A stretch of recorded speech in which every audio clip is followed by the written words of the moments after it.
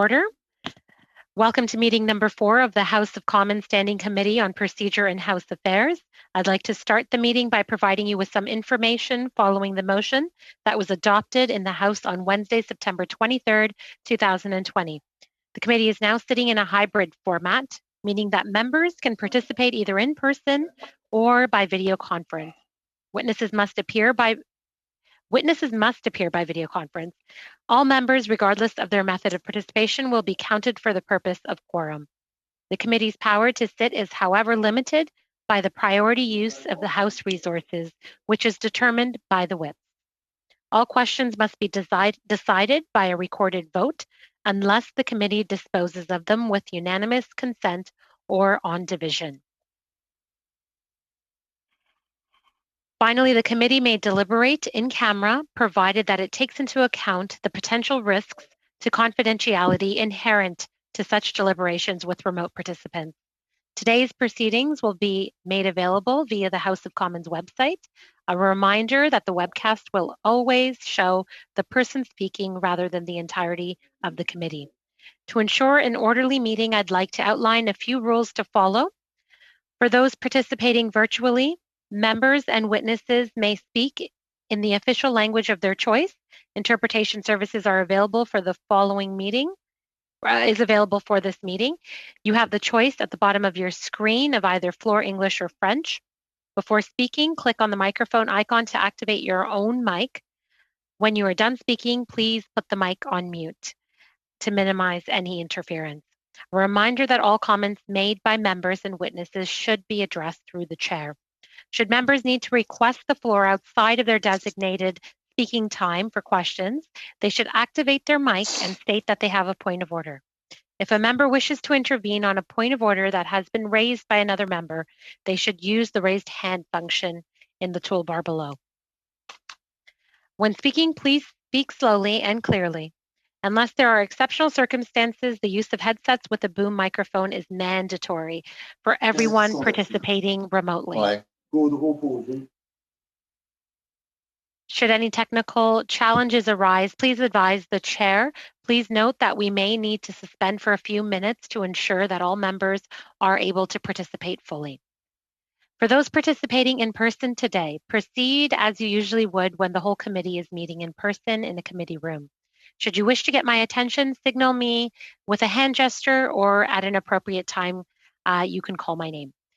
Should you wish to raise a point of order, wait for an appropriate time and indicate to me clearly that you wish to raise a point of order. With regards to a speaking list, the committee clerk and I will do our best to maintain a consolidated speaking order for all members, whether they are participating virtually or in person. So as I said, today is meeting 4 of the Procedure and House Affairs Committee. It's Thursday, October 22nd, and today we've got Elections Canada as witnesses before us so that we can start our study off right. We've got Mr. Stéphane Perrault, the Chief Electoral Officer. We've got Michel Roussel, Deputy Chief Electoral Officer for Electoral Events and Innovation. And then we have Anne Lawson, who has also been here before this committee many times before. She's the Deputy Chief Electoral Officer of Regulatory Affairs. Before we start with opening statements, I did want to let the committee know that the other witnesses that we have called or contacted so far are the New Brunswick Chief Electoral Officer, the Prince Edward Island Chief Electoral Officer, that they are currently conducting a by-election with special COVID-19 provisions. And we've contacted the Saskatchewan Chief Electoral Officer. They have all responded positively and wish to come before the committee for October 27th. That is next Tuesday's meeting. So hopefully, the members will be pleased to know that we have a fair amount of witnesses that are already interested in coming before the committee. So with that being said, we will give our witnesses 5 minutes for introductory remarks. Monsieur Perrault. So thank you, Madam Chair, and I'll try to be brief, but thanks for this opportunity to speak today with the committee regarding my recommendations for legislative change in the event of a federal election during a pandemic. Elections Canada has been working in consultation. Are you hearing me? So I'm sorry. Yes, I'm sorry. Okay. Elections Canada has been working in consultation with public health authorities to develop an operational approach to delivering an election during a pandemic. And that includes several measures that are currently being implemented in the by-elections underway in Toronto Centre and York Centre, such as physical distancing measures at the polls, and of course, the distribution of protective equipment for poll workers and for voters as well. The Act provides the authority for me to make a number of adjustments to the electoral process to facilitate these measures, and I'll be happy to talk about that further later on. However, there are a small number of areas where legislative change is, in my view, desirable. First, I am recommending replacing ordinary polling day, which is Monday, of course, with a 2-day polling period on Saturday and Sunday. So instead of a single 12-hour polling day, electors would have the opportunity to vote over 2 8-hour days, and we can come back to those hours later on. This would allow for a steadier flow of electors over 2 weekend days, encouraging physical distancing as opposed to the clustering of electors that takes place at the polls at the start and finish of a Monday workday. Weekend voting will also assist in securing polling locations such as schools and recruiting the very large number of poll workers that are required to run a federal election. For some electors and candidates, weekend voting may be in conflict with days of religious significance. However, the 2-day period, in addition to other voting options, would provide flexibility. As a result of weekend voting, I'm recommending a certain related change to advance polling days and hours, and I'm not going to get into this in my remarks, but perhaps we can come back to that. I also suggest that mail-in ballots will be accepted until 6 p.m. Eastern Time on the Monday immediately following weekend voting, provided that they were mailed before the close of polls on the weekend. This would account for the fact that mail is typically not delivered on the weekend and that we expect to receive a large number of mail-in ballots. A second major element I recommend addressing in legislation is voting in long-term care facilities. I am seeking flexibility to allow Elections Canada to work with long-term care facilities across the country to deliver tailored voting services that suit their unique circumstances, which may vary considerably from one location to another. I will switch my language here to French. The third and final element I'm recommending relates to my power under the Act to adapt its provisions in case of an emergency. Currently, this power may only be exercised for limited purposes, and I'm therefore requesting greater flexibility to adapt the Act as needed in the pandemic context in order to handle unexpected situations that will inevitably arise. I've opted to limit my recommendations to a small number of changes that are directly related to the delivery of an election in a pandemic, and I've stayed away from any other recommendations that may require more extensive debate. I will be submitting a second recommendations report in due course to deal with other improvements to the Act unrelated to the pandemic. Although the recommendations I have outlined today are limited in scope, their implementation nevertheless requires changes to business processes and IT systems that will require some time, especially in terms of proper testing. Therefore, I urge Parliament to swiftly consider them. In order to assist the committee, you will also see that I have submitted model legislation that could accomplish these objectives. A temporary statute that would supersede or adapt some of the provisions of the Canada Elections Act only for the next general election, leaving the electoral regime unchanged once the pandemic period is behind us. Finally, I note in closing that the Act currently provides for an election period lasting between 37 and 51 days. And I have not recommended any changes. However, if an election is called during the pandemic, I strongly encourage the government to set the longest possible election period. And Madam Chair, I would say that the length of the election period is what will be key in its success.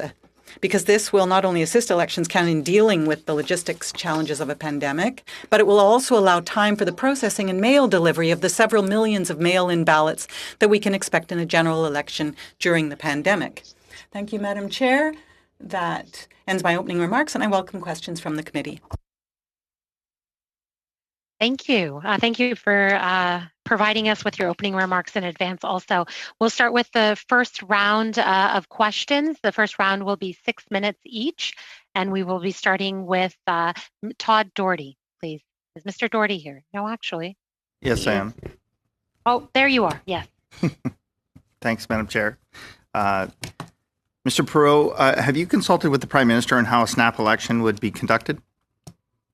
No, I have not consulted with the Prime Minister in that regard. I have spoken with with Dr. Tam of the Canadian Public Health Agency, and I've had discussions with the Office of Privacy, the Privy Council Office, and I have spoken in the spring, early summer, if I remember correctly, with the Minister responsible for democratic institutions. What concerns did Dr. Tam have with respect to a snap election being called? So we didn't discuss specific concerns. We talked about the necessity of ensuring that the measures we would take to deal with the health circumstances were appropriate, and that our teams work closely together in that regard. And that is, in fact, what has happened. Should the House have fallen yesterday, the government had fallen, how prepared would you have been to immediately go into an election? I think we have to be honest here. A national election is a logistical feat in the best of circumstances, and these are not the best of circumstances. That said, we would have delivered an election. It would, in my view, been a successful election, and it would have included all of the health and safety measures that have been recommended to us and that we have prepared for. Have you met with your provincial counterparts that have either undertaken an election during during this pandemic, or are currently in a election cycle now? I have indeed spoken with the chief electoral officers of New Brunswick, Saskatchewan, and British Columbia. Have they provided you with any reports at all on the challenges that they faced? Well, we certainly have shared our perspectives on the challenges that we are facing. I have discussed with the chief electoral officer of New Brunswick after the election, so she was able to share some morning after insights on her experience there. Yes. A pandemic election would obviously increase the number of mail-in ballots, as you said, the millions of votes that would be required to come through the mail-in process. Have you consulted with Canada Post and their ability to process mail ballots on a larger scale given an election cycle? We have an ongoing relationship with Canada Post, and Monsieur Roussel and his team have been speaking with Canada Post in that regard. Is there a specific plan? So there is no particular concern with the delivery of mail. I understand that there has been some challenges with packages, parcels delivery, but not the delivery of mail. One of the plans we have, and we have signed an MOU to make sure that we can have prepaid postal delivery, le port prépayé in French, for the envelope. So that we have an agreement with Canada Post in that regard. Do you have any concerns with mass mail balloting in Canada in terms of ensuring the safety and security of the elections process? I don't have concerns in terms of safety and security of the mail-in ballots. I have to recognize that this is a challenge. We have a system in Canada where mail-in ballots for local electors is extremely exceptional. In the last election, we had 5,000 or so Canadians mail in their ballots, Canadians who were in their district, in their riding during the election. So we don't have an extensive mail-in experience. We are working to improve that, and of course, as we go on in the coming months, we will build on that experience. So that my concern is more operational than it is in terms of the security. We've never had any concern in that regard. Have you spoken to, or do you plan to consult with the Chief Electoral Officer of New Zealand about their election and how it was conducted? So we've had some exchanges with them, and now they just are off an election. I note that in New Zealand, and you may want to invite her name is Alicia Wright. She's on our list. You may. Okay, good. They haven't. They had postal voting, but they had restricted postal voting for people with health issues. So it was not at large postal voting. The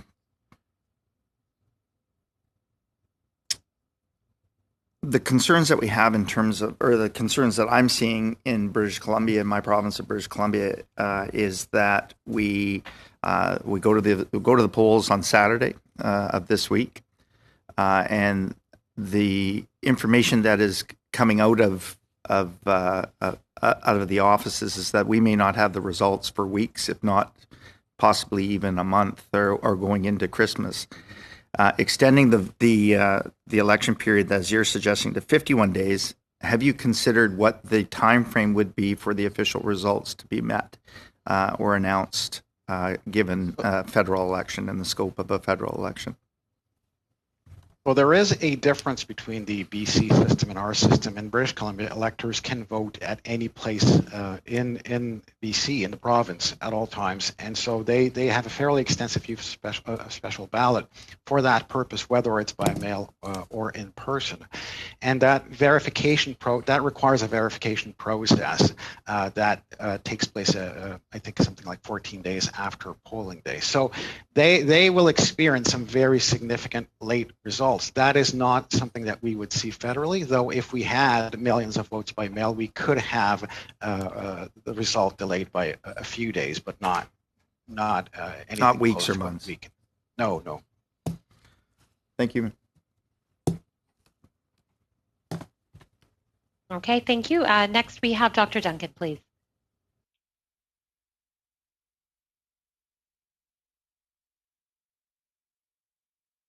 Thank you, Madam Chair, and thank you to all the witnesses for being here today, and thank you for the tremendous work you do on behalf of all of us.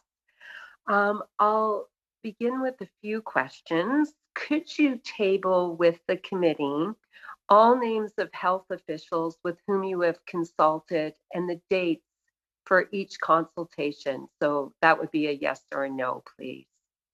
I'm sorry, but I don't know the answer to that question because my team has consulted with health authorities. There are several members in that team, and I don't know whether they have records of all of those meetings. I have discussed with Dr. Tam once in September 2nd, but before and after that, there have been discussions between the teams and the email exchanges. Could we get a list of all the consultations that have been taken place between those teams, please? We certainly will do our best to have a as comprehensive a list as possible. Thank you so very much. Could you also table all health and safety measures related to COVID-19 that were implemented in each of the Toronto Centre and York Centre by-elections with the committee, please? Certainly we can do that. Thank you so much. Could you also table with the committee for each measure you implemented during the by-elections, how the Canada Elections Act gave you the authority? Okay, we can describe that. I mean, in many cases, there is no specific mention, so there's general authority, but we can certainly put a table together which has that information. Thank you, because I know you were worried about areas where you lack the authority. So the other thing I would ask is, could you also table with the committee any changes that you wanted to make during the by-elections, but could not because you did not have the legislative authority? There were none, so there would be nothing to table. Okay, that's helpful. Thank you so much. As of last night, there are over 80 outbreaks in long-term care in Ontario. British Columbia had the highest number of outbreaks in long-term care yesterday. So I'm wondering what consultations have been done with long-term care, and can you table those consultations that have taken place with the committee, and also let us know there are different types of long-term care, there are different types of residents, what type of residences you have consulted with, please. So I want to manage some expectations here.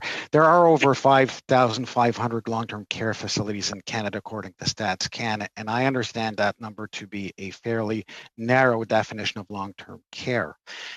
In the Elections Act, the use of that language is much broader, and it includes people where seniors live. So we are talking many thousands of locations. We at headquarters do not consult directly with those offices. This is the role of returning officers during an election.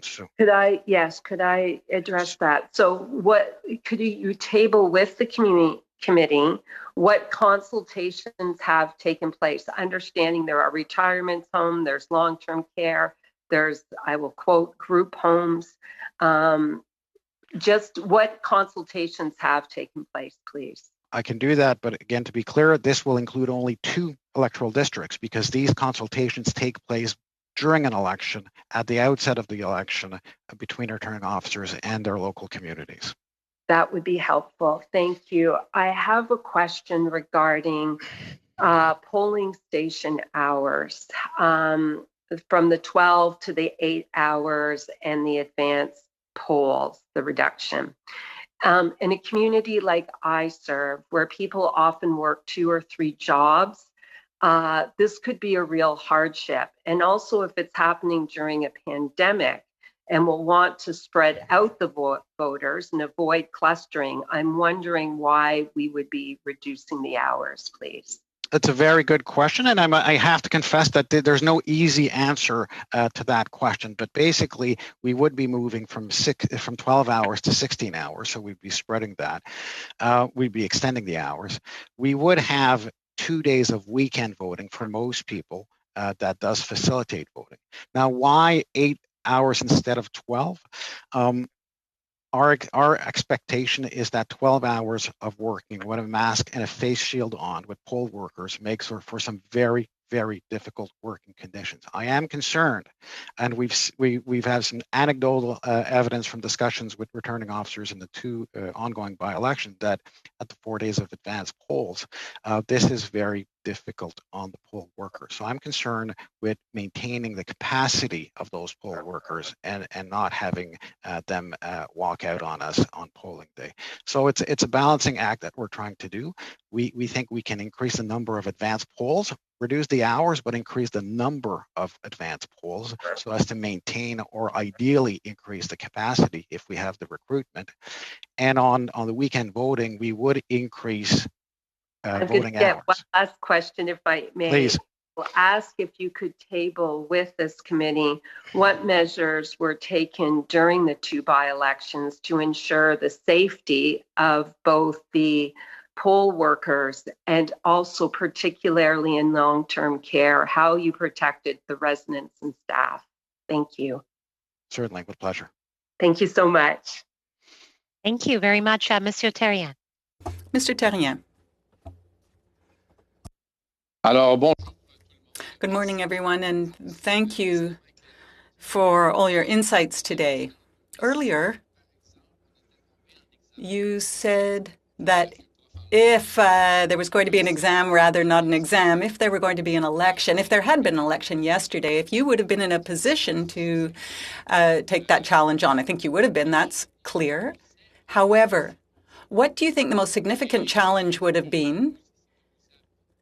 And you also referred to a longer voting period, more time to prepare. And I'd like to know what the main challenge would have been if this had all happened yesterday. Well, there are many factors involved, the length of the election period. And I think the main challenge would have been the recruitment of workers. We need about 2,500 election workers for a national election. It requires a huge effort. And it would also depend on our capacity. That would be my main concern. Now, if there were to be an election tomorrow morning, I would also be concerned about our ability to be able to serve our voters through the mail in a way that it would meet all our expectations. So we would need all those kits through the mail. And what we would do is make people who are dealing with health issues a priority. We would want to make sure that those who are dealing with health issues would be able to send their mail-in ballots. We want to make sure that it's safe for sure, but there will be a challenge. Now, thank you. Were we able to use mail-in ballots at the last election? Yes, absolutely. This goes back to the 1930s. I know. I don't remember. I wasn't born then. By then, neither was I, says Mr. Terrien. However, yes, there were about 5,500 mail-in ballots at the last election, so it's very doable. Okay, help me understand, please. Let's say we have those 2 polling days over the weekend, and people are able to use mail-in ballots. Now, you get all these ballots. There will be a higher number through the mail, so that could actually have quite an effect on the outcome of the election. What kind of percentage do you think of mail-in ballots there would be? Well, there are about 4 to 5 million voters, so that's a huge number.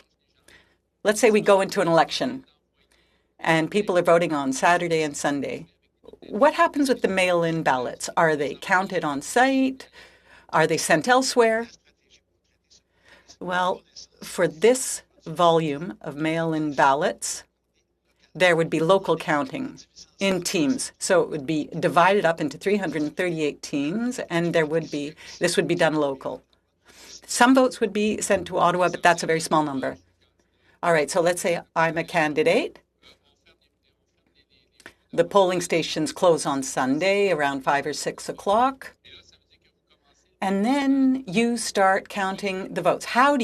When do you start? How do you count, and over how many days, specifically?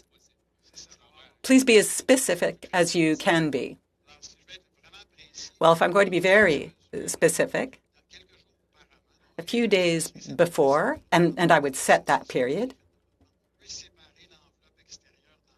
there would be a separation of the 2 envelopes because there are 2. So we would take the outside envelope off because that's where the information is, and there's a safety band on it, a sticker band. And so we would start preparing for that separation of envelopes. And then the counting would be starting on the weekend and would continue into Monday. Now, even if we don't necessarily have all those changes, the counting would take about an extra 1 or 2 days. All right, so it's a reasonable time period. Yes, that's why we'll divide this up into 338 teams, because there might be 10 to 15,000 ballots per riding, and so we'll be organized. Well, thank you very much for that information, because this truly is a new experience for all of us. Now, you're referring to the long-term healthcare facilities and that they all face different realities, and that you're going to have to adapt to all these circumstances. What are those circumstances? Well, there are places that we can't actually go into right now. There are facilities that are locked down, so there are restrictions in terms of entry. That's not the case throughout the country. The situation is different throughout the country, and therefore the way that this will be managed will be different. In some cases, and this is what we'll be seeing in the by-elections, for example, in Toronto, in some cases, long-term healthcare facilities will only involve mail-in ballots. In Toronto, local staff have decided that it will be their staff that will hand out the kits. In other cases, there may be voting on site. And so they won't necessarily have mobile stations, but there will be voting on site. But the candidate representatives or party representatives won't be there. What we'd like to be able to do is have these people vote before the last day. Usually, when there's mobile polling, that happens on polling day. It's very last minute. And so for long-term healthcare facilities, it could be quite last minute. Well, now you've opened the door to this, so do I have a little more time, Madam Chair? I'd just like to talk about fraud. The next round. Okay, thank you. Okay. Mr. Blakey, please. Thank you very much. I wanted to ask, we've heard some people say in recent days, well, Elections Canada is conducting by-elections during the pandemic, so, obviously it's possible to do these things. We've heard people say, well, there are various provincial elections happening, so obviously it's possible to hold a federal election. I'm just wondering if you can speak a little bit to, the complexity of having to monitor the public health orders in 13 different jurisdictions across the country and the effect of the pandemic being stronger in some places than others over a large territory and that number of jurisdictions, versus the challenges, the very real challenges of running a provincial election or even a by-election in these times. So that's a very rich question. I'll try to answer most of it in the time allowed. I'll give you a good example in New Brunswick, where you have 49 seats provincially, only 10 seats federally.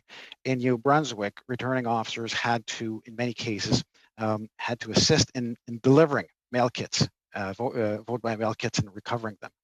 Now that can be done in a province the size of New Brunswick with 49 seats with 49 returning officers. If you have only 10, as you do federally, or if you have a larger province like Northern Quebec, Ontario, or most of the provinces, that is not feasible. So there are different challenges. Now they had a short election period, and that added to their burden, and I'm hoping for a larger one.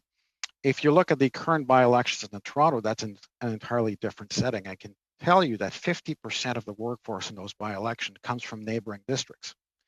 That is not an option that we have in a general election. So that is, when I talk about recruitment challenges, that is a concern, and it's not a concern in a by-election, but it would be certainly in a general election. Finally, you mentioned the different jurisdictions and public health authorities and different measures, and that's quite right. We do have to work with the provincial and local health authorities and follow and adjust our operations to the evolving procedures and controls that will inevitably vary from time to time during an election. So there is a challenge there that exists at a national level that does not compare provincially or locally. When Elections Canada launched its special task force that came up with the recommendations that you've highlighted in your presentation today, they posted on their website as part of the statement explaining why that task force was there, that Elections Canada has an authority that it's never used before to, in conjunction with public health officials, recommend to the Governor and Council that an election writ be withdrawn, either in a particular riding or a number of ridings, possibly, kind of regionally, if the public health challenges exceeded Elections Canada's ability to safely meet the requirements of the legislation. I'm just wondering if you could flesh that out a little bit. Presumably there's been some thinking done about what that would look like if such a situation were to occur. So I wonder if you could speak a little bit to the conditions that you think might precipitate such an extreme action. And then what would that look like, practically speaking, if there were 30 ridings where that were to occur during a general election? Would the election simply be held later? What is the thinking in terms of consequences for the general election that would proceed, and there'd be so many members elected and Parliament would have to make do without those other members? Or what does that scenario look like in your view if Elections Canada were in the position of having to make use of that authority? Well, before I get into explaining those scenarios, I think it's fair to say that this is an extreme situation and one that we would not do lightly. We've never done it, and we've faced very significant challenges in our history, and we've never canceled an election. Now, if you go to the authorities that is in the Act, it's an authority that's riding by riding appreciation, so it's not for a general use. And on a riding per riding basis, if the conditions are such that in my view, it is impracticable, and it's a very specific criteria. It is impracticable to conduct the election. Then I may recommend to the Governor and Council that it be canceled. Now, it can also be postponed by a week. I think that is perhaps less likely in a pandemic situation because it's not likely to change all that much in a week. In all likelihood, if that were to occur, the writ would be withdrawn and replaced within 3 months by a new writ. So that's how it works. And in the meantime, there would be no member for that riding. Is that correct? That is correct. There would be a vacancy for that riding. As I said, it's a practical test. Can I offer voting services? Do I have access to polling places? Do I have access to poll workers? And in all likelihood, if there was in an extreme case, basically a shutdown, people were told by public health authorities to stay home. Then that would prevent me from having access to poll workers and offering services to voters who would be largely at home. But that's a very extreme scenario. Okay.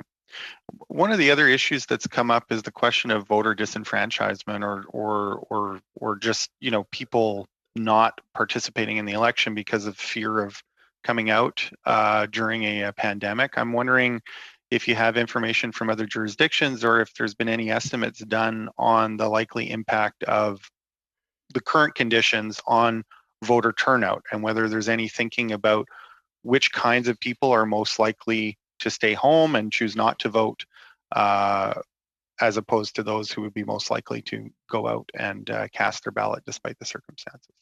Unfortunately, Mr. Blakey, that's all the time you had, but I wanted you to be able to complete your question at least. So Mr. Perriot has that, and perhaps he can shed some more light on it throughout the course of the meeting.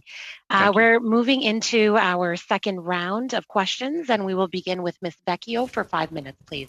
And thank you very much. And thank you very much to the Chief Electoral Officer for joining us today. This is a very important topic that we're having. And of course, at this time, we just don't know how the cards will play.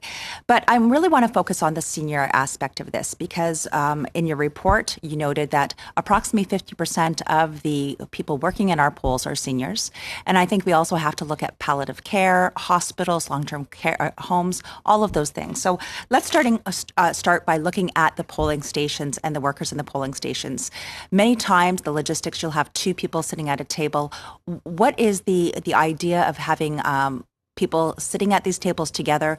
Any thoughts of rapid testing, anything of keeping them safe? Or are you looking more at the distancing where they are 2 meters apart and working together?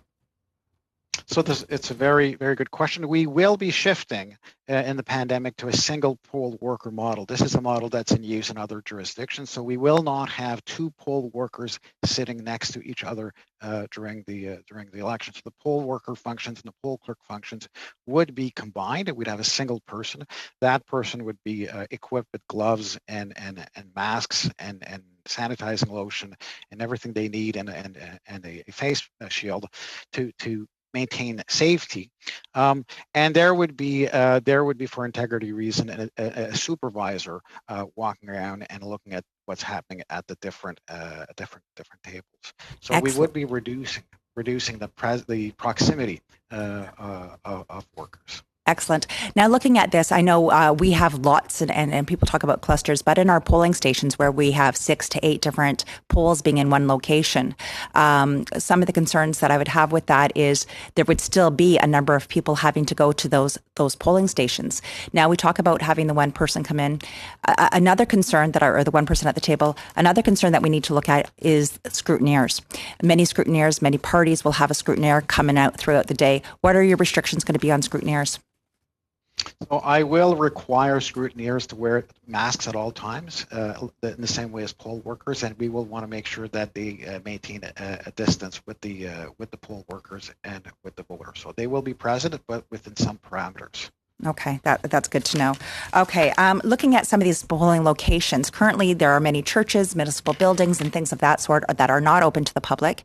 What are your plans that if something, here in Ontario, Ottawa, of course, and Toronto, we're looking at the fact that they don't have a lot of things opened, but I'm looking even in my own community, the churches are not open, the public, there's no public persons allowed into schools and municipal buildings if they're not by appointments or in class. What are your options there? So there's 2 aspects to that. One is making sure that we have polling places that are large enough, and that will be one of the challenges we'll be facing. We want to have distancing, between the tables and so forth. So we do not want some cramped polling locations.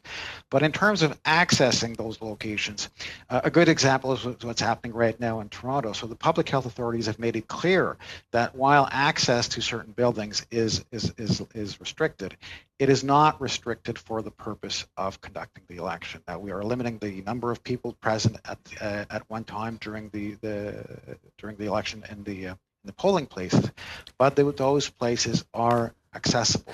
Okay, so just exception. Sorry, just a question right now, because, for instance, in my city, where we're already past these stages, our arenas are still not open. Our arena has 10 polling locations there. What would you do in those types of sites where these municipal buildings still have not been open to the public? So I can't say for sure because we would be engaging your local health authorities, but if it happens in a way that has happened in Toronto, we would have access to certain places that otherwise would not be open to the public for the purpose of conducting the election, given the need for the place, given the distancing measures in place and the other safety measures in place. So there would be parameters around that in order to try and get access to those places. I can't promise that we would. I think that's part of the challenge. We would have to, local returning officers, with our assistance, working with local health authorities, would have to negotiate those aspects. Okay. One thing that I also, and I know my time's coming up, but I want to look, when you do this recruitment, as I indicated, many of these poll workers are elderly. When you do this recruitment, you also have to look at the training. What have you taken, or what types of on-hand training or virtual training? Because we also have to recognize with seniors, sometimes that can be a difficulty as well.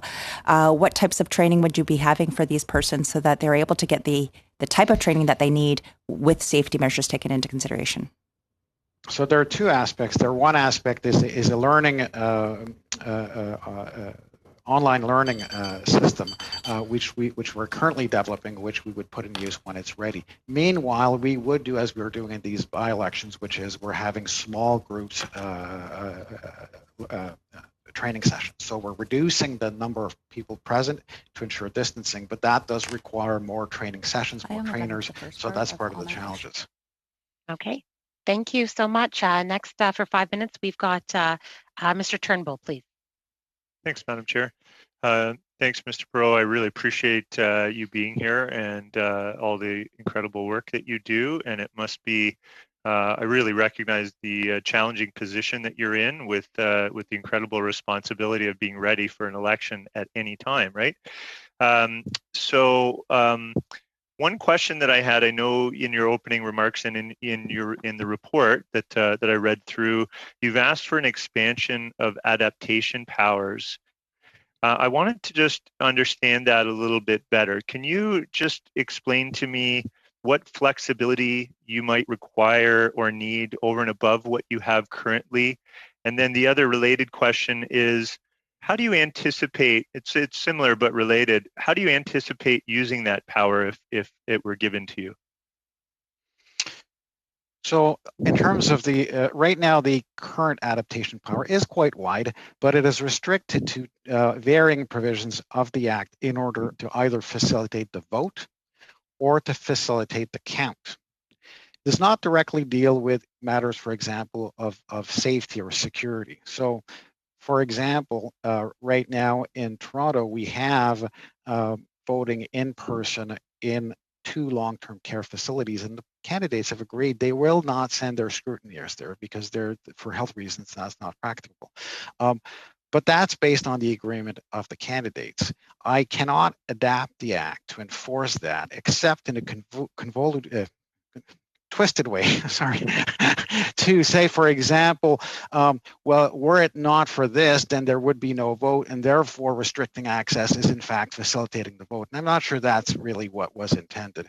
So I want to make sure that I can, where it is necessary for health reasons, I can adapt to legislation. In terms of how I would do that, if you look at our website, you will find that whenever there's an adaptation, and there is at every election, adaptations, by-elections, general election, there's always adaptations. And we provide a text of the adaptation with the justification for the adaptation in both languages. So there is transparency to that available for everyone to look at. Thank you very much for that. one other question I had was, I know that in your report you've indicated that about 47% of election workers are over the age of 60 years old. I retained that fact, and I thought, wow, I didn't know that before. But you know, does this inform your recruitment strategy, given the fact that you know, an older population, you know, elections requiring those individuals means that you may, in this case, have to target a different group of election workers? I don't know how you've adapted to that, but can you speak to that a little bit? Certainly. So we will certainly adapt our messages to recruit younger workers or a broader range of age groups.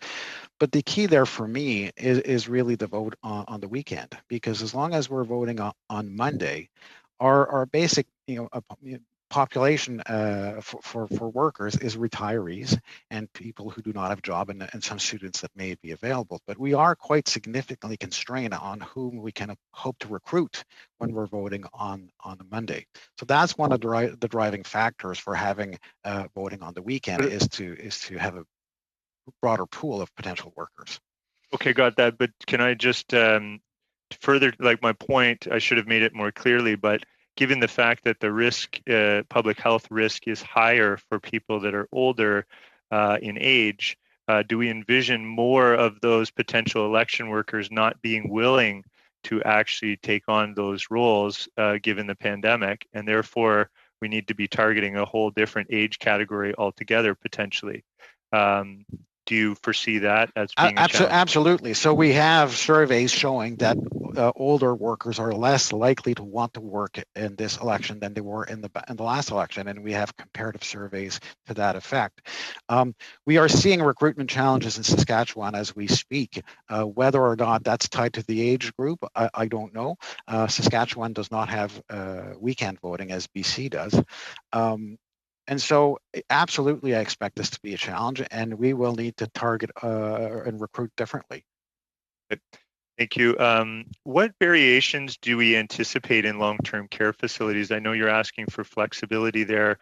I recognize that the state of different long-term care facilities will be different, but what real flexibility do you need to adapt to those facilities? I mean, can you give us some idea of, I know one of my colleagues asked you to table some documents about, you know, if you've done any consultations, but can you give me an example of a variation that, you know, again, you might not have the flexibility to account for right now? That's so just all the time we've got, unfortunately. I want to give it back to Monsieur Terrien. I know he had a question earlier. Don't know if you would remember that question at this point, but Monsieur Terrien, you have 2.5 minutes. Oui. Thank you, Madam Chair. So I'd like to come back to the issue of long-term care facilities in Quebec and elsewhere in Canada, obviously, and in seniors' residences. You stated that there may be people on site who could actually... Yes, Mr. Lukiski. And I'm very sorry, Mr. Terrien, for interrupting. I normally don't do this. Just checking, Madam Chair, I don't have a copy of all of the speaking list in front of me, but I thought that in the second round, there was 2 Liberal and 2 Conservative questions. You're now appearing to be on the 2.5-minute round, which is the third round of questions. Did we miss my question, or am I wrong? No, we haven't missed your question. It will still be coming up. This is the effect of the motion that we passed during routine motions, wherein we had moved up the 2.5-minute round. You're right. I'm sorry. Yes, I completely forgot about that. My apologies. So again, my apologies to Monsieur Terrien. No problem. We'll start the clock over, but they're sandwiched in the middle. So you will still have, there will be a Conservative and a Liberal round after the Bloc and NDP. Thank you so much. Go ahead, The best Mr. part Terrien. of a sandwich is always in the middle, incidentally. I like this new guy, how he thinks. Alors, je peux continuer? So may I continue, Madam Chair? Merci. Thank you.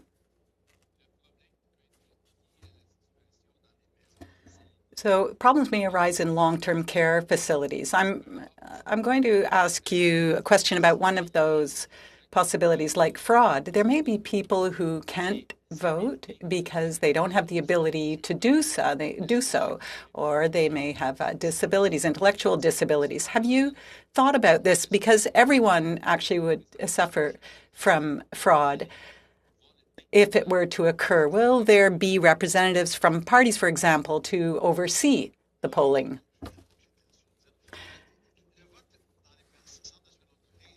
In long-term care facilities and in seniors, the way the vote will be undertaken may vary. For example, in Toronto, the majority of long-term care facilities have decided on mail-in ballots. And in that case, the staff on site hand out these envelopes, and the forms are filled in, the ballots are filled in. They may require assistance, yes. However, an application is filled in and a mail-in ballot is used. So it's no different, for example, from if, for example, parents had to help or children had to help. In other cases, and I'm thinking of two places in particular where there's a mobile polling station, workers on site receive training from Elections Canada in order to make sure that polling happens consistently. Then who oversees this mail-in ballot? Who makes sure that those who are using mail-in ballot are able to do so? Let's say I'm a candidate and I want to go around and visit these areas. So let's say someone wanted to vote for Duplessis, who died in 1959. How do you make sure that the person is voting and has the capacity to vote? Well, we do not test the cognitive abilities or the intellectual abilities of voters. That test does not exist. It's not something that we would do, and it's not even done in other democracies as far as I know. The test is, does the individual want to vote? And that's the only test, really, that can be administered. There is no other test that is done. No, that's not what I meant. Fraud becomes easier through mail-in ballots, that's all. That's all I wanted to say. Mr. Blakey for 2.5 minutes.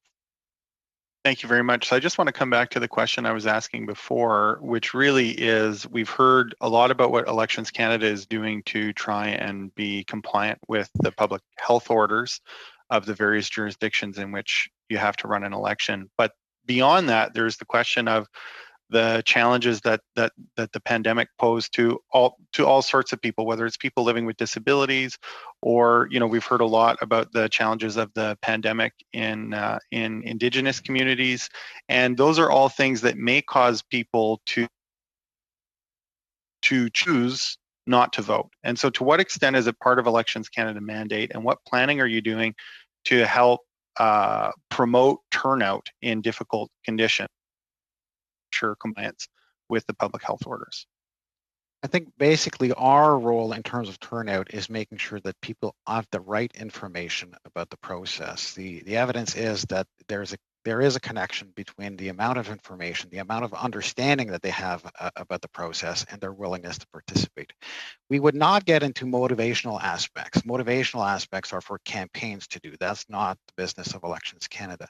But one of the things we would certainly be doing in this election that's unique is properly informing electors of all of the safety measures that are in place so that they feel comfortable going to a polling station and voting. And that clearly is our role, and that we would have we have plans for a very specific campaign to that effect. That is an important factor in making sure that voters are not afraid of voting. Has there been any work done to identify demographic groups that might have more systemic challenges to voting? So like the homeless population, for instance, during the pandemic. I mentioned earlier, Indigenous communities who have tight travel restrictions and are worried about people coming in and out of their community. So for instance, recruiting poll workers might be more of a challenge there. Has Elections Canada tried to identify particular groups that may face additional barriers to participation in the election, and what work are you doing in order to mitigate those barriers? So at this point, we are conducting surveys and have been conducting surveys of the general population, and we have that broken down in certain categories like age groups, and we could provide that information to the committee if it is interested. But I think ultimately, a lot of the work is a matter of local adjustments. We have community relations officers, as I've said, and as you've noted. Things will vary considerably. An election in New Brunswick, an election in Montreal or Toronto are very different things, and the same in northern and remote areas where you have Indigenous communities. And that is something that has to be managed locally with community relations officers and the returning officers to make sure that they can offer the service that meets the circumstances of the voters.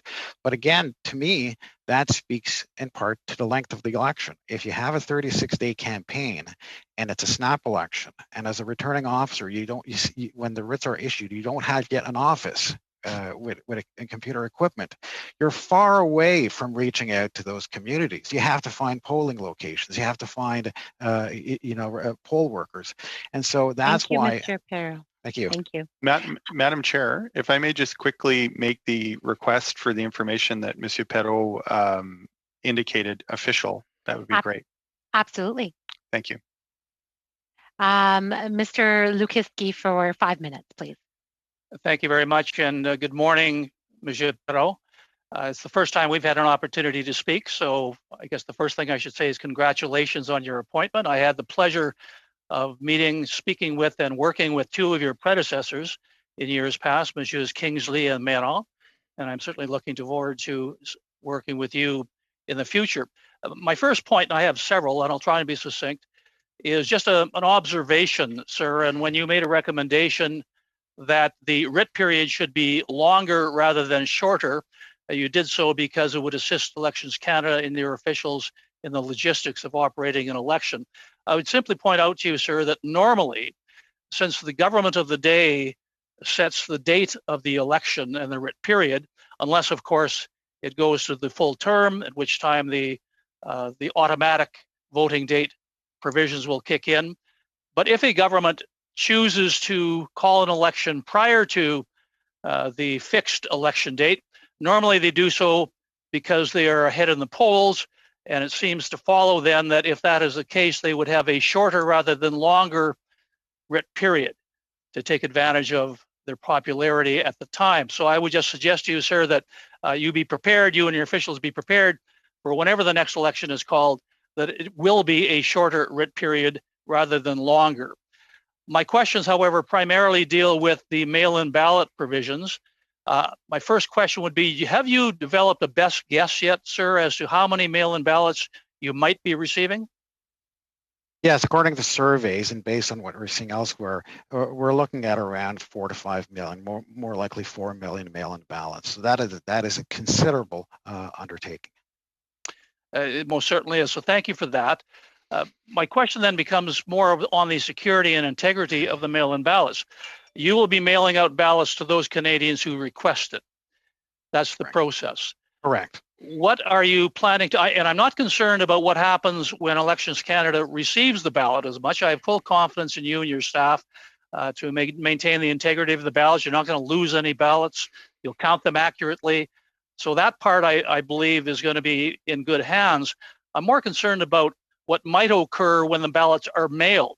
How do you plan to ensure the integrity of the vote, i.e., if a ballot is mailed to a certain individual, but someone perhaps steals that ballot out of the mailbox, how do you preserve the integrity and security of that vote? Are you asking, for an example, recipients to send in 1 or 2 pieces of identification with their ballots, photo ID, that type of thing? So those who apply for special ballots do have to provide pieces of ID. They provide with their application form those pieces of ID. Okay, and then when we send out a ballot, we strike first of all the name of that person off the list. So they are marked as having received a kit, and they are in principle not allowed to vote at a polling station or a polling place unless there are exceptional circumstances where that may happen. The kit includes an outer envelope with a barcode that is identified to that elector. And when the elector prepares their response and their vote, they put their anonymous ballot in a blank inner envelope, and they put that inner envelope in an outer envelope. And on the outer envelope, there is a declaration that they have to sign. And so we have the elector's signature, and we have some of their information. And we need to make sure that all of that information and the barcode matches the information that we have from the application form. So there is a verification process that takes place. And then once it's confirmed, and when we receive the ballot, we separate the two envelopes, and then the inner envelope, which is unmarked and anonymous, is set aside for the appropriate electoral district. So that's how security is ensured. Thank you, Mr. Perio. Next, we've got Mr. Algabra for 5 minutes. Thank you, Madam Chair. Good to see you, Mr. Peru. I have a question for you about the matter of changing election day into a weekend. I see the rationale behind it, and it makes sense, except we have a weekend vote through advance voting. So can you tell me why we need 2 weekends and to cancel the traditional Monday voting? Absolutely. I think whether we need it or not, I think it's, I would say, extremely useful. And it's extremely useful for mainly 3 reasons. The first reason is to have access, and they're not in any particular order, access to locations. There are locations like schools that will not be available on a weekday during a pandemic. There's no school that will give us access with children in the school to their premises. So that's a major consideration. The second consideration is poll workers. We cannot recruit on a Monday and hope to recruit younger working age Canadians in the same numbers that we can on a weekend.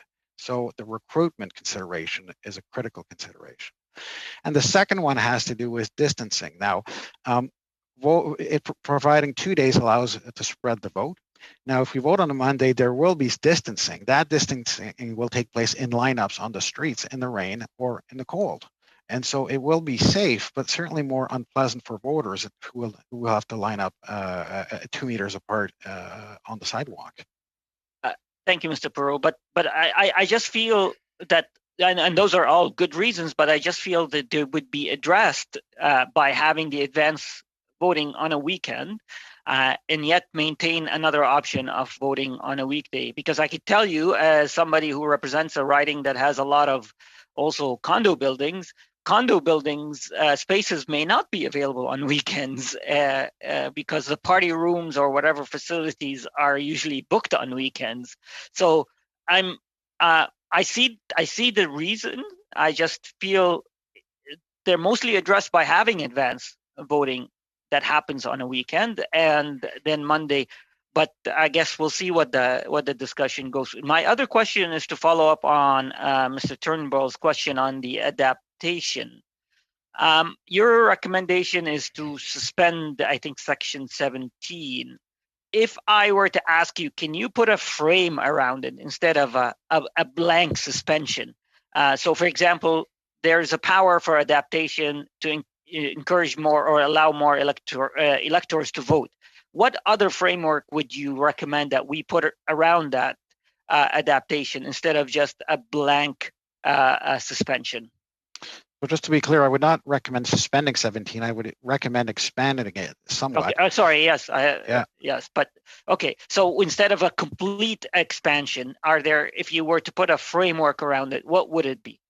Well, there is a framework around it, the way it's drafted and the way we recommend it, and it has some limitations. For example, for good reason, it does not allow me to extend beyond certain hours the polling hours, and so there are limitations there that I think are healthy because there can be a lot of political pressures locally for extending the hours by one candidate who wants to get out the vote more. So there are limitations. If you're not prepared to use the language that I'm proposing, and I have language in my recommendations report, then I would suggest as an alternative that the reasons for the adaptations, which are currently for facilitating the vote and the count, that you would add or the safety of voters or workers. And I think if you were to do that, you would probably cover the needs that I have. Madam Chair, how much time do I have? You have a minute and a half. Okay, so talking about an additional 4 million of mail-in ballots. Do you see any need on our end, on the legislative end, to give you a new authority or new power to manage this significant increase in mail-in ballots? No, and thank you for offering, but the challenge is one of logistics, not legislation. So I think the challenge is less to count than it is processing the request. We currently have a largely manual process for processing the request, and we need to shift to an automated one. So we're working on some online solutions for that to automate the application process. But as I said, if there's an election before that, and if we can't service every electors, then we will have to prioritize and remind voters that are healthy, that have no special circumstance, that they can attend advanced polls and regular polling days, and these will be safe locations. So it's a communication aspect as well. Thank you so much. That's all the time we have. I've tried to be a little bit flexible on everyone in this last round. We do have, we'll go back and start off from the beginning, the top of the second round, since we have quite some time, and it looks like everyone has a lot of great questions. I'm sure you have more. So we will go back to Mr. Tucker for 5 minutes. Yes, and thank you so much for your time. I feel for you. I hope you're up to the challenge or like challenges, because holding a election during a pandemic is not going to be easy. There's going to be outcomes of this that are concerning, I think, for me in Saskatchewan, and in a certain degree to speak on behalf of Alberta.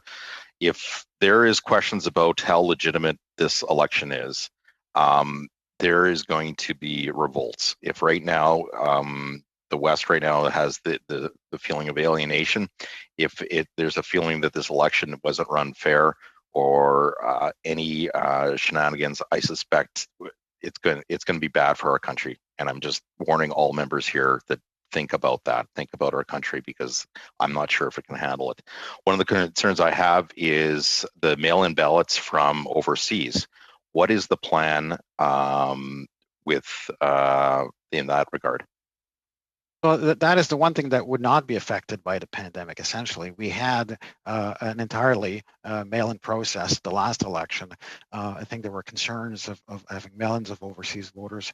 The reality is we had 35,000, and this could increase or not. I have no indication one way or the other. But the numbers were relatively small. There is nothing in the spread of those ballots that indicated any special, concern in terms of the integrity. And so the experience has been largely positive. That's one thing that I think would not be affected by the pandemic. The concern I have is specifically on Hong Kong. Right now, the mainland China controls the mail system in Hong Kong, and if we have hundreds of thousands of Canadians that are being threatened by mainland China, and they're controlling the mail, I have serious concerns about that.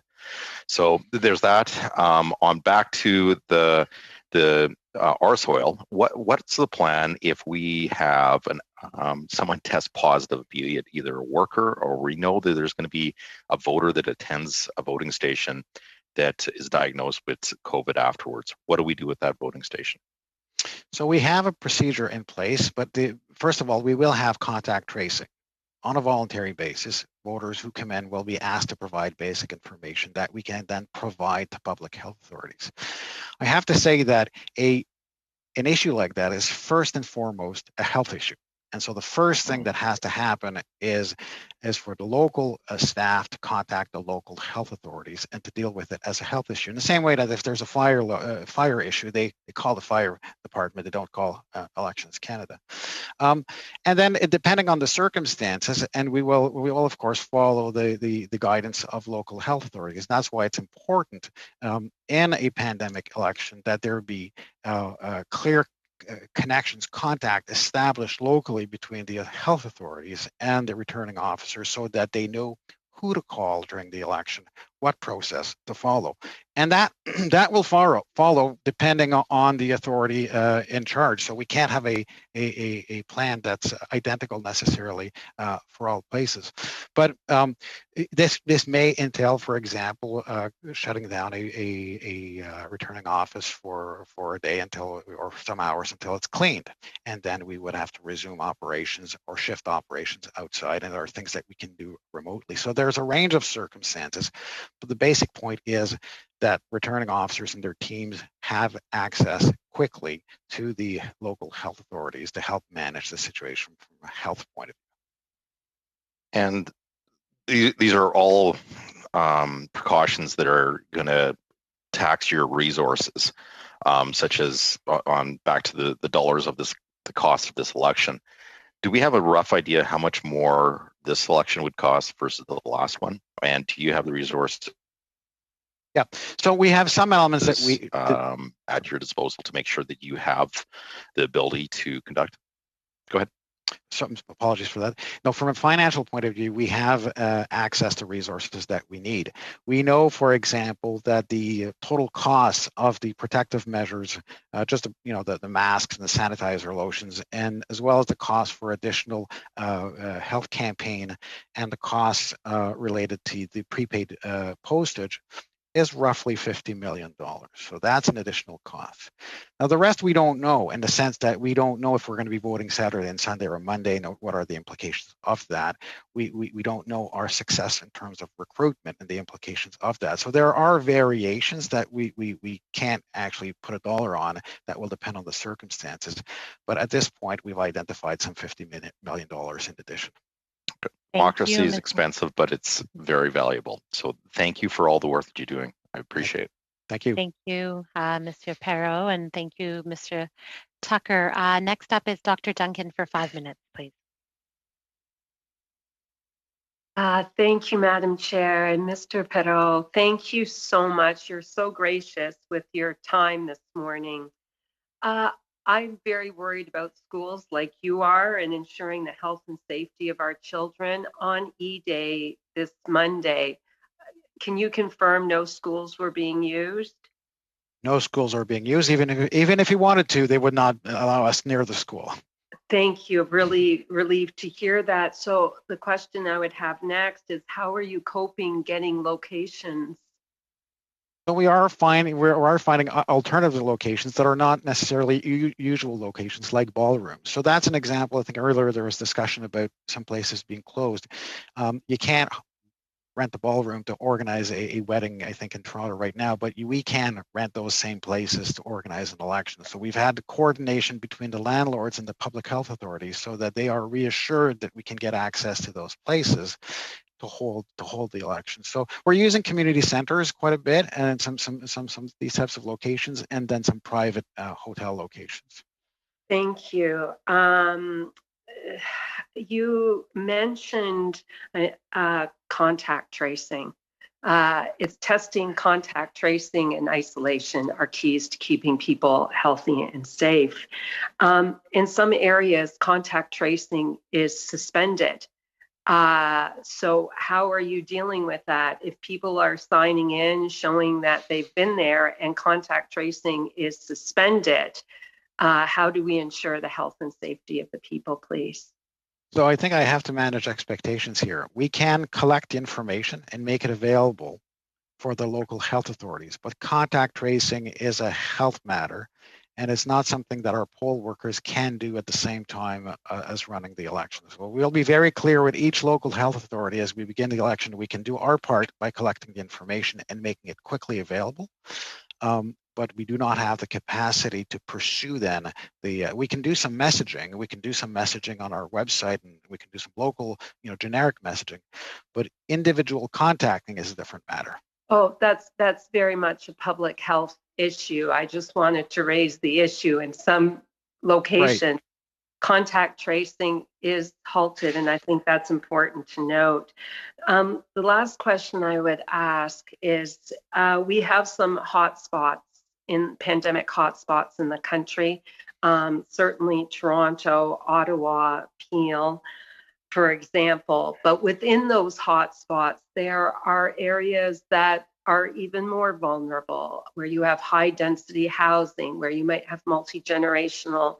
There are communities that are more at risk. So if there's a testing rate for the city, but in some communities that testing rate of positives is going to be much higher.